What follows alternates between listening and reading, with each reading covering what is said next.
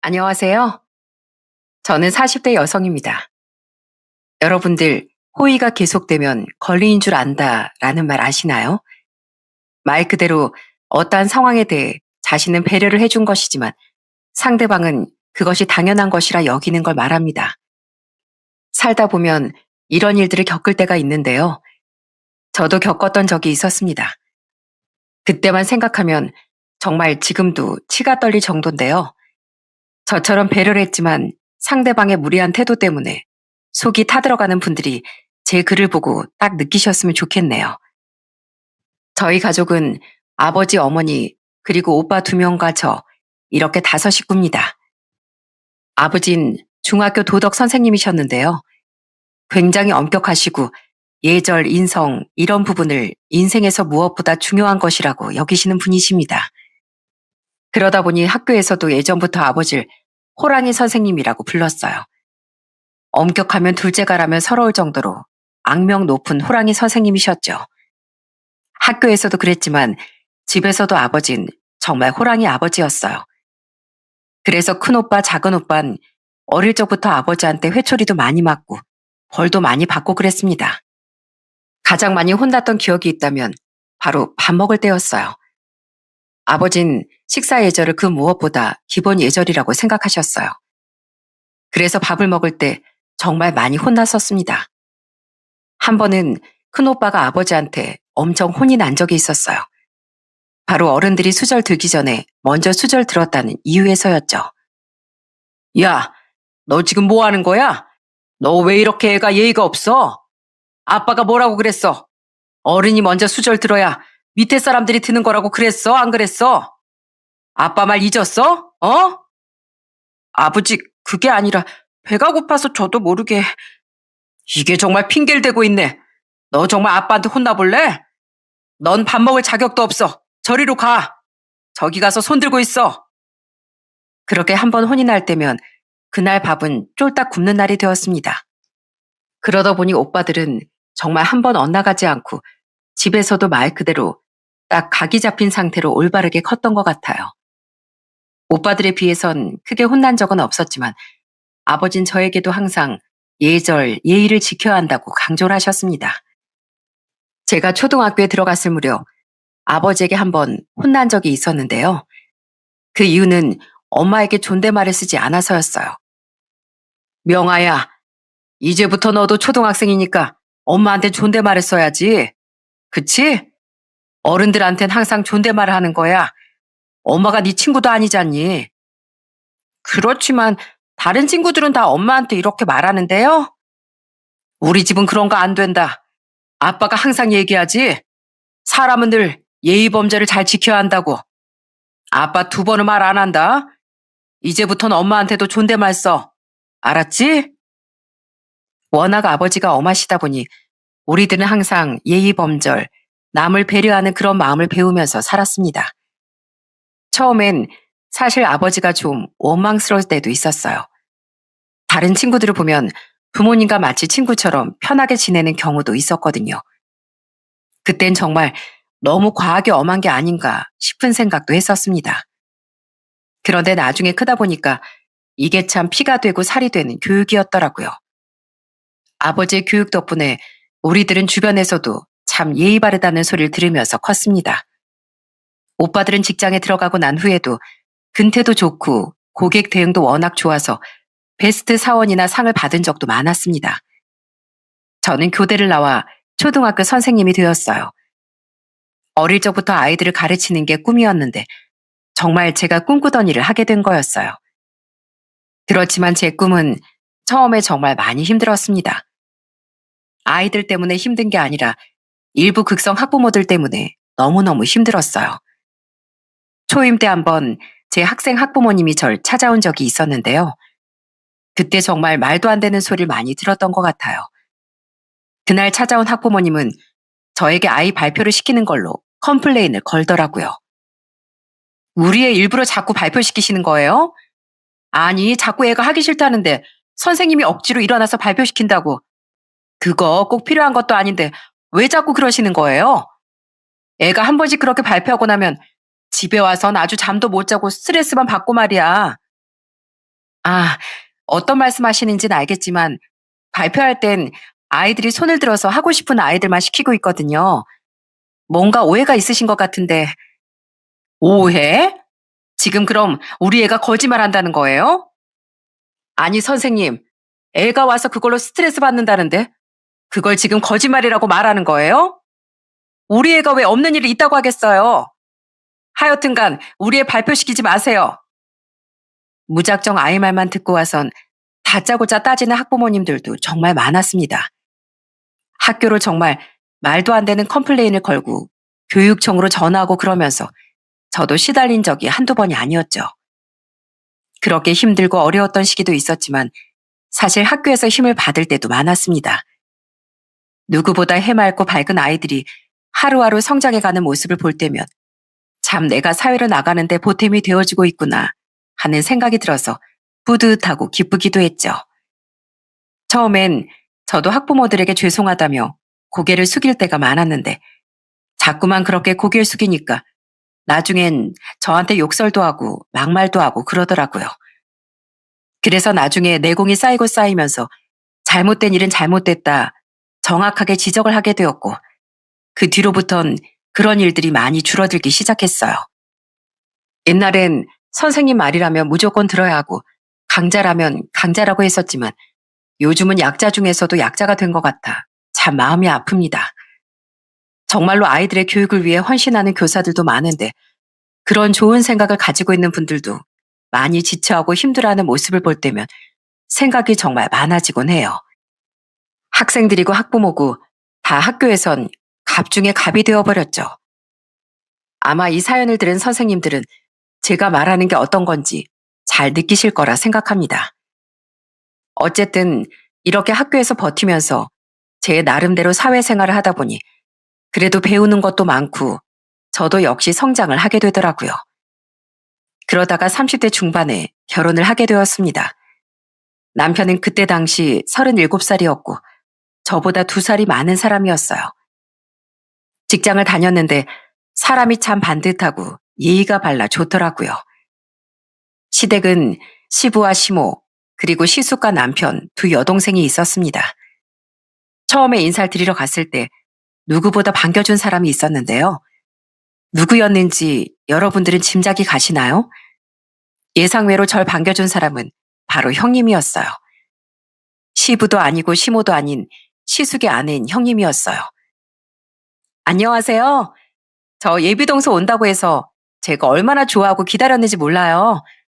정말 정말 반가워요. 안녕하세요. 기다리셨다고 해주시니 정말 고맙습니다. 아니에요. 우리 도련님 진짜 사람이 반듯하고 너무 좋으니까 우리도 앞으로 이제 잘 지내봐요. 알았죠?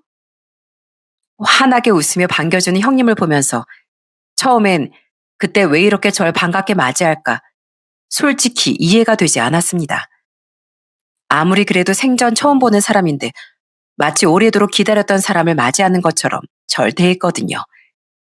그런데 나중에 그 이유를 알고 나서 정말 기절초풍했어요. 시댁 같은 경우는 처음에 시부와 시모도 절 정말 반갑게 맞이해 주시고 서로 잘 지내보자고 얘기도 해주셨습니다. 이제부터 가족이니 앞으로 힘들거나 어려운 일도 같이 헤쳐나가자며 절 따뜻하게 맞이해 주셨어요. 뿐만 아니라 남편도 저희 부모님이 정말 좋게 봐주셔서 결혼하는데 아무런 반대나 탈 없이 결혼을 할 수 있었어요. 워낙 결혼 준비 과정이 수월하다 보니 이후에도 별다른 문제가 없을 거라 생각했어요. 그런데 결혼을 하고 나서 정말로 전 상상도 하지 못했던 일들이 벌어지고 말았습니다. 여러분들은 1년에 시댁 제사를 몇 번이나 하시나요?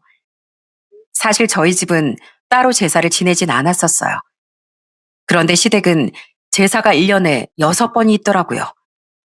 명절이며 부모님 생신이며 이것저것 행사까지 다 합하면 정말 1년에 10번이 넘는 큰일들이 있는 거죠. 전 정말 처음에 깜짝 놀랐어요.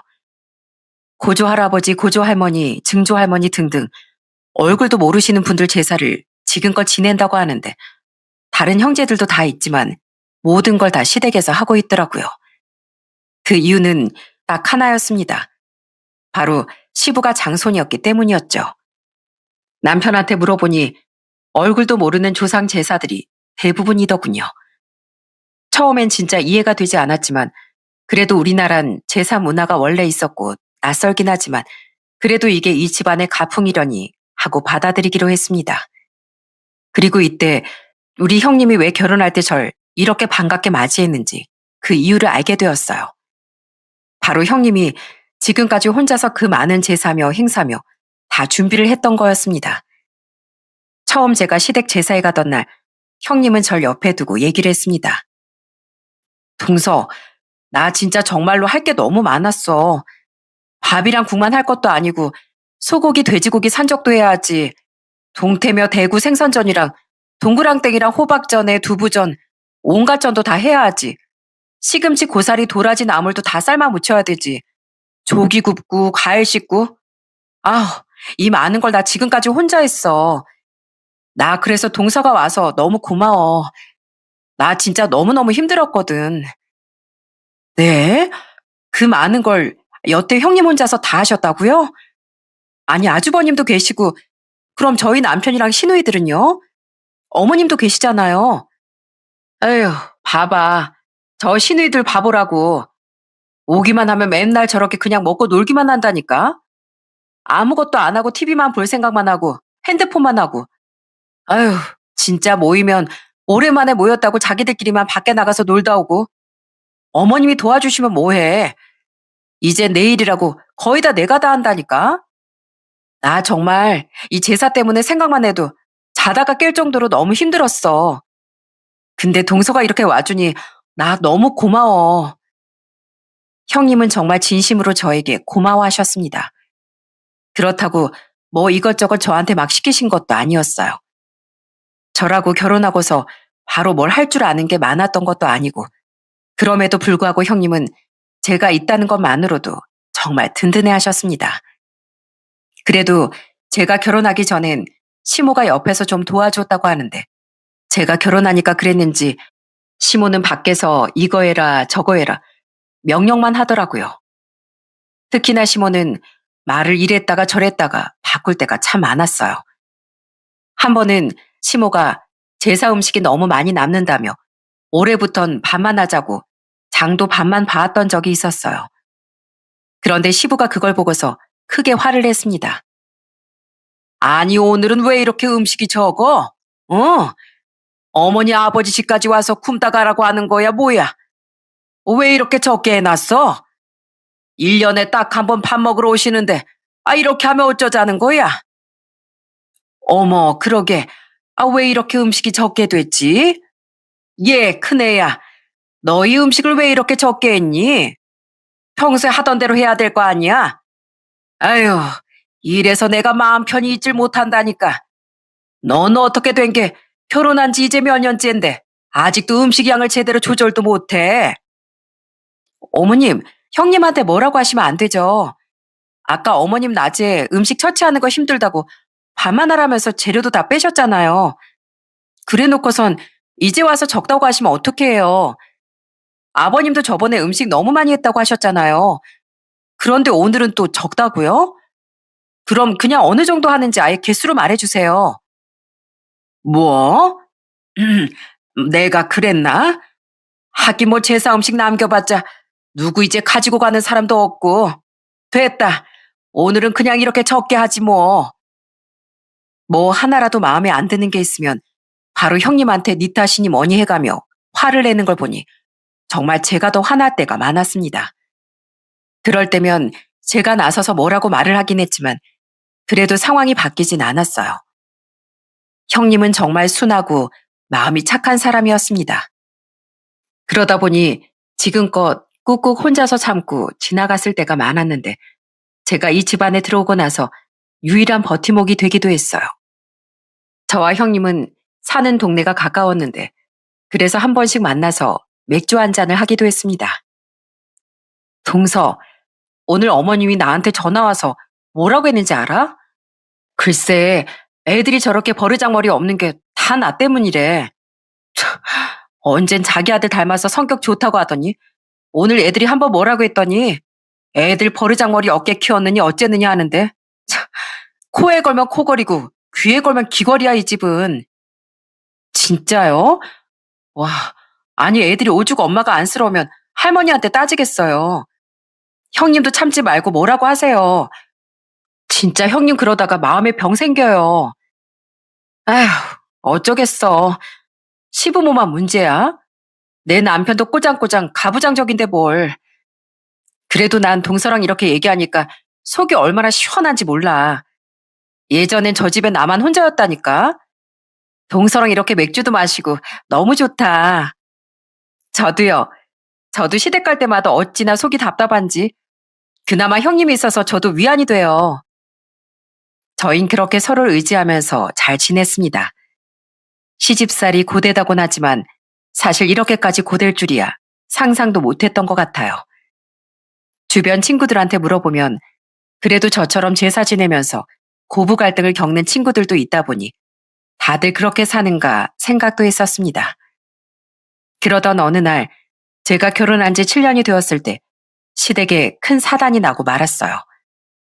저한테 너무나 잘해주고 유일한 말벗이었던 형님이 이혼 선언을 한 것이었습니다. 사실 그동안 시부모도 문제였지만 시숙도 정말 장난이 아니었거든요. 시숙은 장남이었는데 가부장적이고 되게 보수적인 사람이었어요. 그러다 보니 명절이나 제사나 무슨 행사라도 있으면 아주 형님을 못 잡아먹어서 안달이었죠.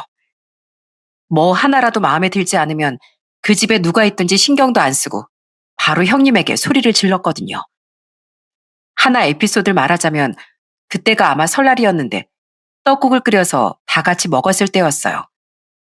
이미 한번 시부가 국이 싱겁다면서 소금을 넣고 다시 끓여오라고 한 상황에서 다시 끓여오니 이젠 또 짜다며 난리가 난 거였어요. 그러니 시숙이 갑자기 형님에게 화를 내더라고요. 여보, 이게 뭐야? 아버지가 떡국 짜다고 하잖아. 도대체 간을 보는 거야, 마는 거야? 아깐 아주 맹물이었다가 이젠 또 짜? 뭐 소금이라도 들이부었어? 아유, 제대로 좀 음식해. 하루 이틀도 아니고 뭐 하는 거야? 아니, 그래서 옆에 간 맞추라고 소금 놔뒀는데 처음부터 간을 딱딱 맞춰야지. 당신 우리 집에서 며느리로 1, 2년이야? 하여튼 간에 화를 안 낼 수가 없어, 화를. 모두가 모여있는 그 자리에서 형님을 맹 비난하는 시숙을 보면서 정말 저도 속부터 우국거릴 정도로 화가 올라왔는데 형님은 오죽했겠어요. 그 후로도 무슨 시댁에 모이기만 하면 시숙은 형님을 못 잡아먹어 안달이었고 그럴 때마다 참 전 형님이 지쳐 보였어요. 이 사단이 날 수밖에 없었던 거였죠. 이제 제사고 명절이고 도저히 못 지내겠다며 형님이 두 손 두 발을 다 들어버린 거였어요. 그랬더니만 시댁에는 아주 난리가 났어요. 형님은 결혼 생활을 10년 하셨는데 그간 참았던 분노를 한 번에 폭발하신 거였습니다. 이혼 선언 후 만난 형님은 아주 완강했어요. 형님, 진짜로 이혼하실 거예요? 네? 동서, 내가 동서한테 미안해. 그렇지만 나 진짜 10년을 버텼는데 이 지긋지긋한 집안에서 벗어나고 싶어. 난 왜 명절 끝날 때 우리나라 이혼율이 높은지 이제 알겠어. 도저히 난 못하겠어. 난 인간으로서 여기 집안 며느리로 온 게 아니라 말 그대로 그냥 식모로 온 거야, 식모. 나 지겨워 죽겠어. 그래서 이제 내 인생 찾으려고. 그 인간 장남이라고는 하지만 뭐 효자인 척만 하지. 그런 거 다 필요 없어.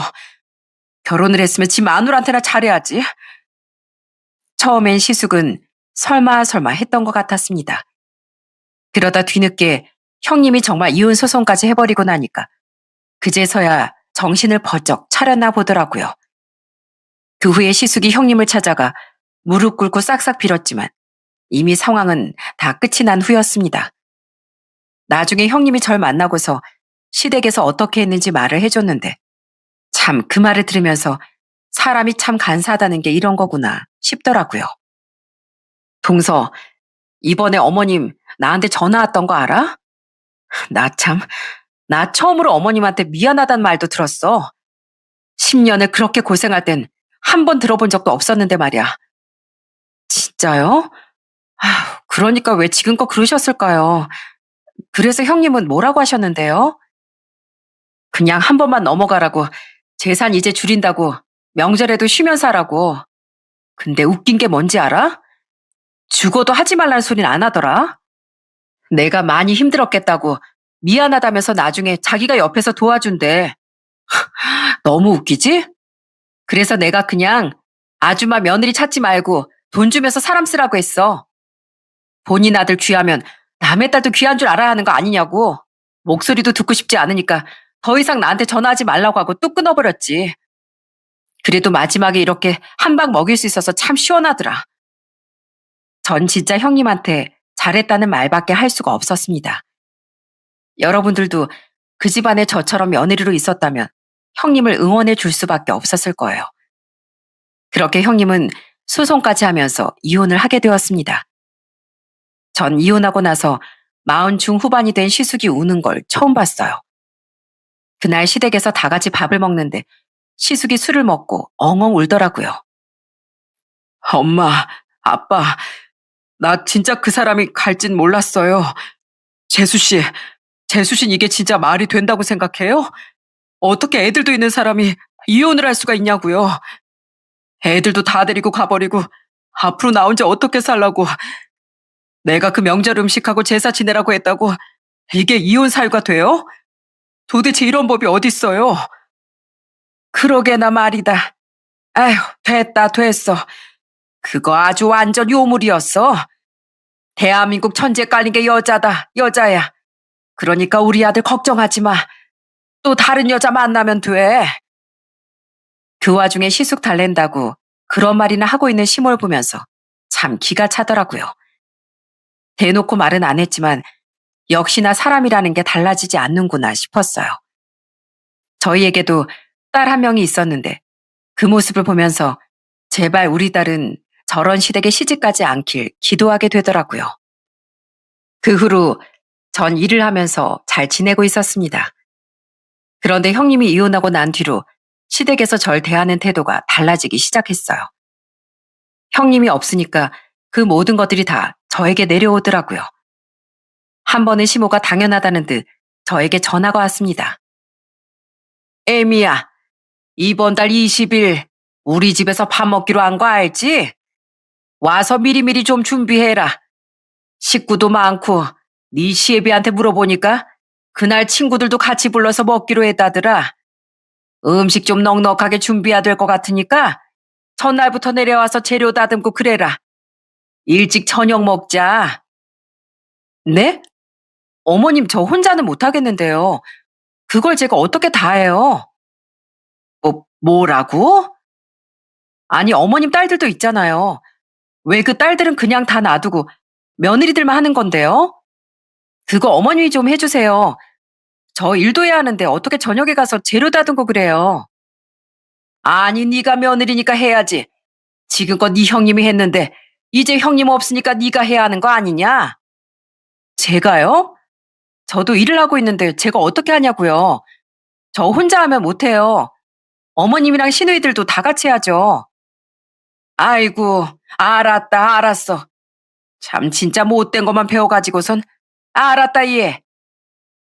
명절이고 제사도 많은데 거기다가 시댁에서 모일 때면 시부모는 어찌나 주변 사람들을 불러대는지 재주는 곰이 넘고 돈은 주인이 받는다는 게 이런 꼴이구나 싶었습니다.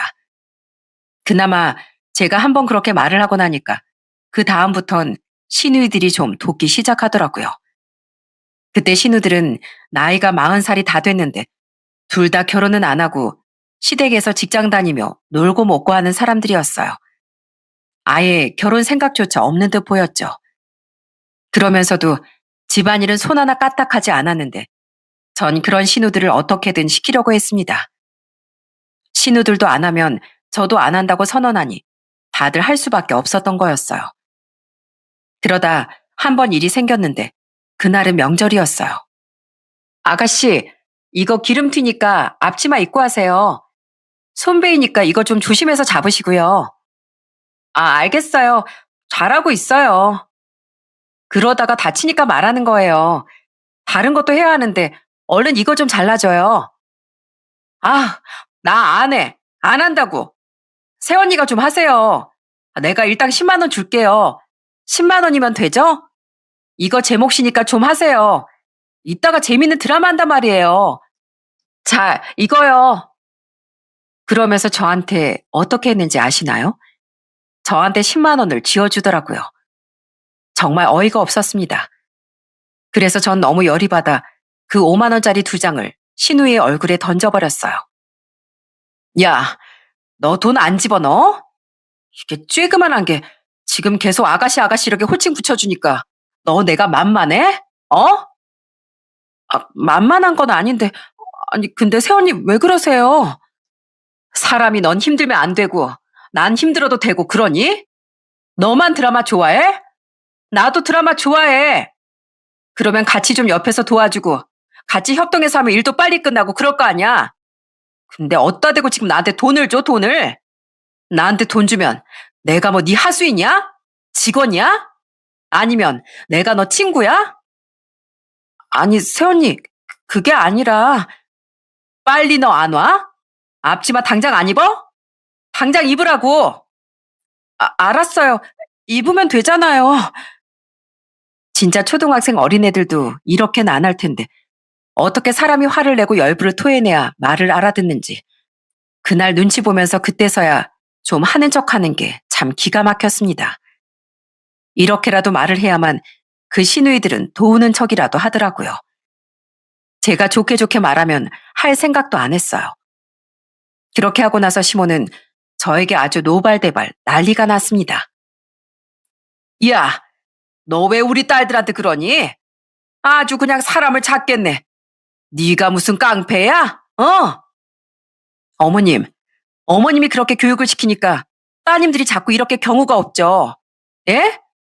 저도 이제 할 말 하고 살 거니까 어머님 계속 이러시면 저 안 할 거예요. 아유, 진짜. 나도 정말 늙었다, 늙었어. 이렇게 되는 거 보니까, 아유, 내가 늙으면 죽어야지. 며느리한테 이렇게 구박이나 당하고 말이야. 저한테 화풀이를 했지만 전 그걸 듣지도 않았습니다. 시누이들이 이렇게 버릇없는 건 솔직히 다 받아준 시모 탓도 있었거든요. 진작에 자기 자식들 잡아서 명절이고 제사고 음식하는 거 하라고 했으면 이 사단까지 안 났을 텐데 한풀이를 저한테 한다는 게 그냥 어처구니가 없을 뿐이었어요. 문제는 시댁 식구들뿐만이 아니었다는 겁니다. 바로 남편도 사람이 아주 달라지더라고요. 시숙은 형님이랑 이혼하고 나서 제사고 명절이고 참석을 안 할 때가 많아졌습니다. 그러다 보니 남편이 자기가 장남이 된 양 장남 노릇을 하려고 하더라고요. 갑자기 저한테 시부모한테 전화를 이틀에 한 번씩 하라느니 주말마다 시댁에 가자느니 그러더니 한 번은 진짜 화가 나는 말까지 했습니다. 여보, 이번 명절엔 우리 좀 처가에는 안 가면 안 될까? 지금 형도 없고 아버지 어머니가 적적하시다고 우리한테 이번 명절엔 그냥 같이 있으면 안 되냐고 하시던데. 뭐? 그게 말이야? 아니, 시누이들도 있잖아. 당신 동생들. 근데 무슨 말을 하고 있어? 지금 당신 집안만 중요하고 우리 집은 아무것도 아니라는 거야, 뭐야? 아니, 그게 아니라 다음에 또 따로 가면 되잖아. 됐고, 가기 싫으면 가지 마. 나 혼자 가려니까 애들 데리고 갈 거니까 그렇게 해. 근데 잘 알아들어? 나 혼자 가잖아? 이제 영원히 따로따로 살 줄 알아. 이거 경고야? 또 시작한다, 협박. 아유, 또 시작이야. 협박이 아니라 당연한 걸 말하는 거야, 인간아. 옛날에 네 형이 그렇게 사람 피를 말리더니 이젠 네 형 이혼하고 폐인되니까 네가 이렇게 나서서 장남 노릇을 해? 그럼 장남 노릇 맞춰주는 여자 만나. 점점 변해가는 남편 때문에 저도 사실 무척이나 지쳐가고 있었습니다. 이 결혼 생활을 정말 계속해야 하나 싶은 생각도 많이 들었어요. 정말 고민을 많이 하던 시기였고 스트레스도 많이 받다 보니 그래서 그런지 몸도 점점 안 좋아지는 것 같더라고요. 어느 날부턴가 소화도 잘 되지 않고 배도 계속 아프기 시작했습니다. 스트레스 때문이라고 생각하다가 갑자기 한순간에 허리가 펴지지 않을 정도로 배가 아프더라고요. 배꼽에서 살짝 오른쪽으로 묵직하게 아팠어요. 진통제를 먹어도 나아지지 않고 변비인가 싶어서 약을 먹어도 좋아지지 않더라고요. 그러다 결국 참을 수 없을 정도로 배가 아파 그 자리에서 쓰러지고 말았습니다. 바로 병원으로 향했는데 제 병명은 맹장염이었어요. 전 긴급하게 맹장 수술을 받을 수밖에 없었어요. 보통 맹장 수술을 하고 빠르면 3일 정도에 퇴원을 한다던데 저는 몸 컨디션도 별로 좋지 않아 5일 정도 입원을 하기로 했습니다. 그렇게 긴급 수술을 받고 나서 병실에 왔더니 시모한테서 전화가 오더라고요. 에미야, 너 어디니? 아, 저 좀 몸이 안 좋아서 병원에 입원했어요, 어머님. 뭐, 입원? 아니, 갑자기 입원이라니. 어디 병원인데? 아이고, 알았다, 알았어. 시모는 제가 입원했다는 소식을 듣고선 깜짝 놀랐습니다. 그러고서 한 2시간 정도 지났을 때 바로 병원에 왔더라고요. 전 그렇게 바로 제 병실에 온 시모를 보고 좀 놀랐어요. 처음엔 절 많이 걱정하는 듯 했습니다. 에미야, 괜찮냐? 아이, 어디 뭐 다치기라도 한 거야? 아니요, 다친 거 아니고 맹장이 터져가지고 급하게 수술을 받았어요. 아, 그래? 아이고, 그래도 큰 수술은 아니니까 다행이네. 고작 맹장 수술이면 뭐 다행이구나. 난 또 네가 뼈라도 부러졌거나 암이라도 걸렸나 싶었다. 그래서 얼마나 걱정했는 줄 아니? 시모는 제가 맹장염이라는 소식을 듣고선 엄청 안도하는 듯 보였습니다. 정말 걱정을 했나 싶어 웬일인가 했죠. 그러더니 갑자기 두리번 거리며 무언가를 찾기 시작하더라고요. 그나저나 여기 의사나 간호사나 없나? 통 보이질 않네. 갑자기 왜요? 왜 그러시는데요? 아, 내가 좀 할 말이 있어가지고 말이야.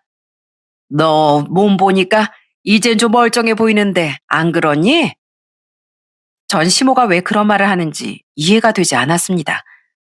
상태를 보러 의사가 좀 이따 올 거라고 말을 하니 그제서야 시모는 알았다고 말을 하더라고요. 그런데 의사가 오고 난 후에 전 시모가 왜 그분들을 찾았는지 그 이유를 알게 되었습니다. 그걸 듣고선 전 경악을 금치 못했어요. 의사 선생님, 저희 며느리 보니까 이제 괜찮은 것 같은데 빨리 퇴원 좀 해주시면 안 될까요? 우리 며느리 이제 퇴원 좀 합니다. 다른 사람들은 뭐 금방 퇴원한다는데 왜 우리 며느리만 더 있어야 하는 건데요? 아이, 고작 맹장인데요. 아, 환자분은 좀 안정이 필요하시고요. 상처도 아물고 상태를 좀 더 지켜봐야 하니까 며칠은 병원에 있으시는 게 좋습니다. 환자분께서도 그렇게 하시겠다고 하셨고요. 저희는 환자분의 의사에 따라 결정하는 거라 저희가 이래라 저래라 할 수는 없습니다. 예? 아이, 뭐 그런 게 어디 있어요. 돈 주면 되잖아. 병원비 줘야 하는 거면 내가 줄게. 내가 주면 되잖아요. 아니, 요즘 세상에 맹장 터져서 며칠 동안이나 입원하는 사람이 어디 있어요? 예? 이 병원은 안 되겠네. 아주 민원을 걸어야 되겠어. 네? 민원이요? 아니, 맞잖아요. 지금 며칠 더 입원시켜가지고 병원비 더 받아내려고 하는 거잖아요. 그래서 입원을 길게 시키려고 하는 거 아니세요? 시모는 수술받은 며느리를 빨리 퇴원시키는 것도 모자라 병원에서 아주 진상짓을 하기 시작하니 정말 그 꼴을 보면서 기가 막히고 어처구니가 없더라고요. 도대체 여기까지 튀어와 뭘 하자는 건지 싶었어요. 그런데 시모가 이러는 이유가 딱 생각이 나더군요. 제발 그만 좀 하세요. 지금 뭐 하시는 거예요?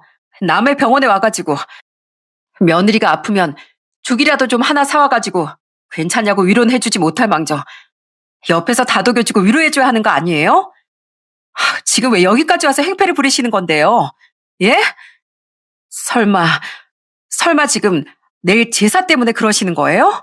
네? 내일 제사 때문에 지금 절 데리고 가려고 하시는 거냐고요? 그래, 맞아.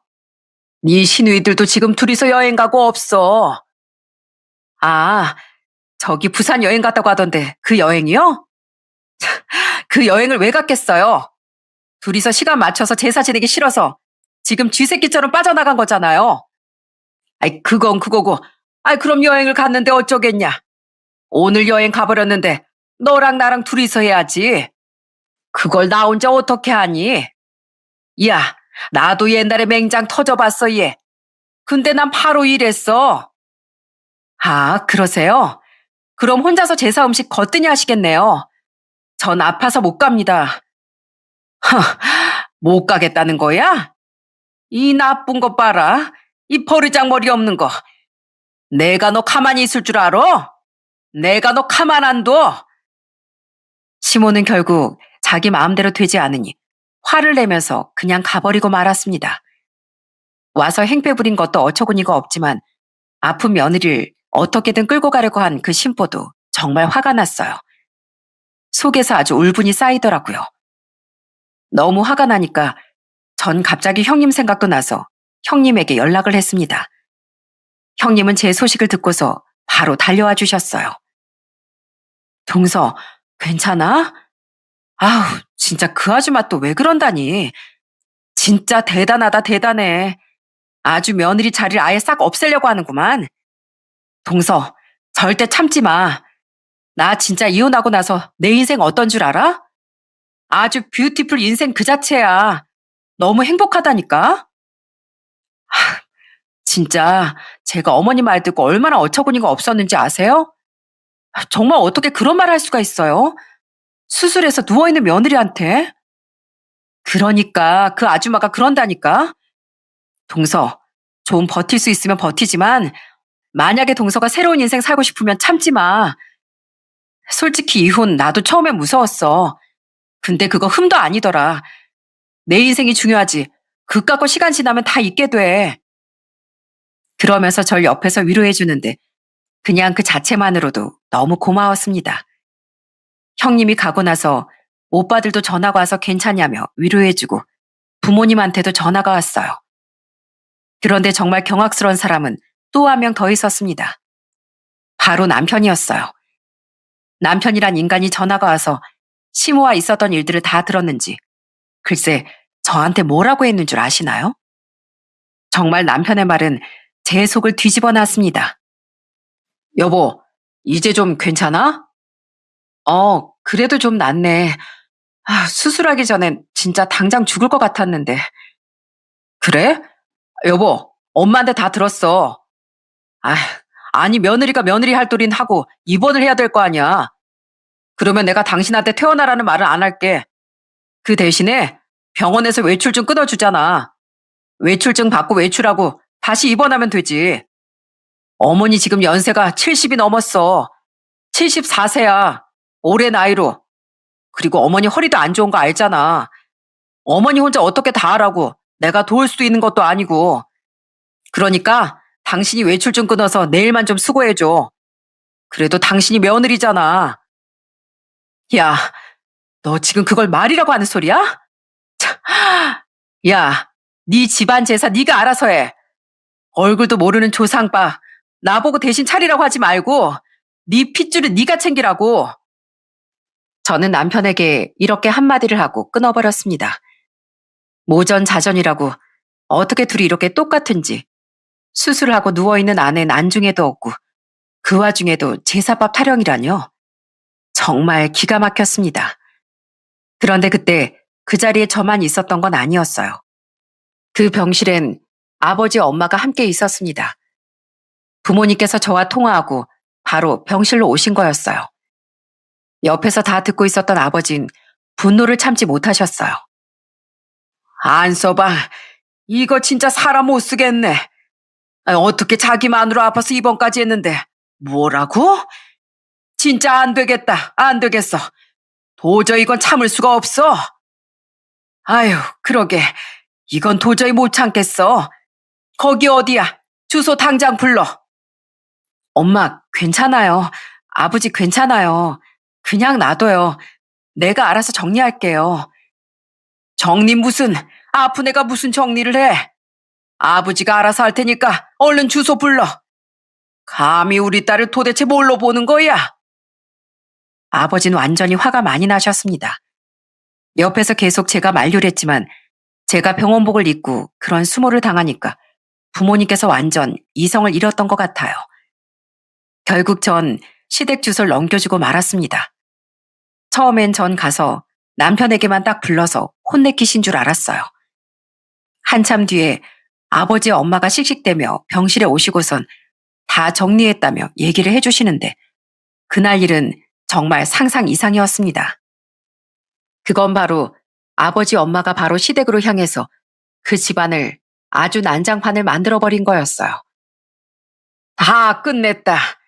이 아버지가 다 정리했으니까 넌 걱정하지 말고 여기서 푹 쉬고 몸이나 챙겨. 다른 거 걱정할 필요 없다. 이 아버지가 알아서 그 예의 없는 것들 다 처단하고 왔어. 네? 아빠 지금 시댁에 가신 거였어요? 남편만 뭐라고 하신 거 아니라요? 안서방도 안서방이지만 그 집안이 문제야, 문제. 네 아빠가 어떻게 했는지 아니? 가더니만 안서방 나오라고 문을 두드렸더니 네 시모가 나오더라.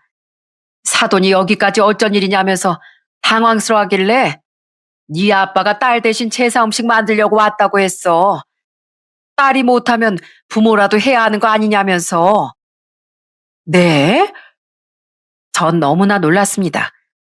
아버진 시댁에 가서 시모와 당당히 대면을 하신 거였어요. 당연히 시모는 저희 아버지가 온 걸 보고 너무나 당황스러울 수밖에 없었겠죠. 남편은 아버지 성격도 알고 있고 눈치도 빠른 사람이라 구석에서 완전 쫄아서 제대로 말도 못하고 쭈그러져 있었다고 했습니다. 아마 왜 왔는지 대충 눈치로 알았던 것 같아요. 그러더니 엄마는 웃으며 그 뒷얘기를 해주셨습니다.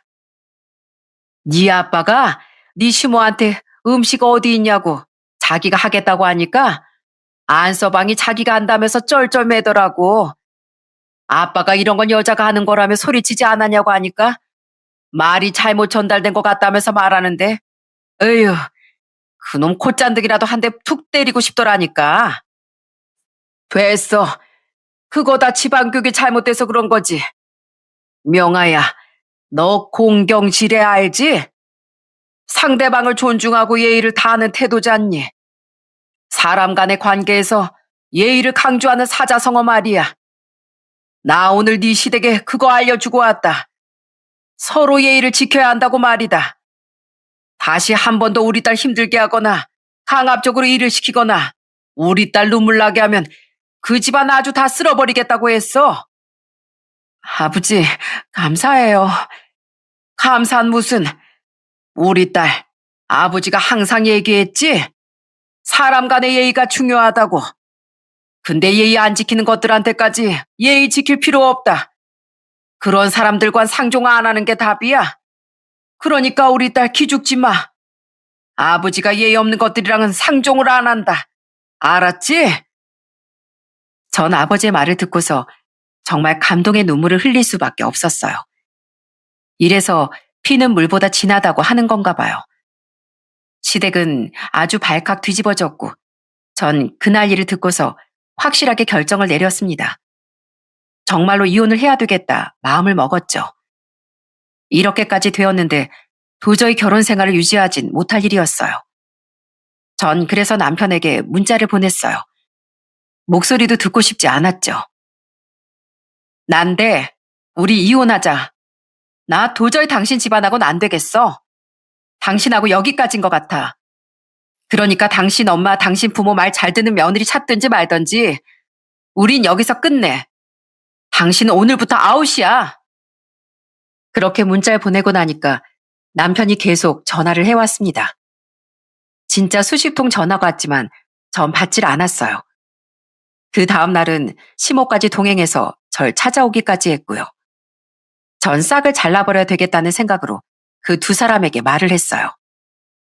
며느라, 너 왜 그래? 너까지 이혼하면 어떻게 하라고? 나 안 그래도 지금 우리 큰아들 이혼해서 주위 사람들이 다 날 이상하게 쳐다보는데 너까지 이혼을 하면 난 어쩌라는 거니? 여보, 제발 생각 잘해봐. 난 그래도 괜찮은 남편이었잖아. 내가 진짜 앞으로는 잘할게. 이렇게 이혼하면 우리 딸은 어떻게 하라고? 내가 잘할게. 야, 됐고. 이미 버스 떠났어. 진작에 이혼할 걸. 내가 너 우리 애 아빠니까, 어? 그러니까 믿고 한번 버텨보려고 한 거야. 그래도 언젠간 정신 차리겠지. 좋아지겠지.